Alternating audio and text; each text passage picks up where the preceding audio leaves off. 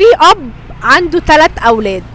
يا لهوي يا لهوي من اولها يا لهوي. بس ده سهل السؤال ده. اب عنده 3 اولاد، اول ولد بياكل رغيف ونص كل يوم، تاني ولد بياكل رغيفين ونص كل يوم، تالت ولد بياكل 3 رغيفة ونص كل يوم. الراجل ده الاب ده محتاج في الشهر كام رغيف عشان ياكل عياله؟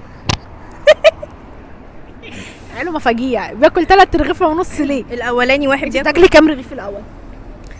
3 مثلا. ايه ده انت من ضمن اللي انا من ضمن الاخير.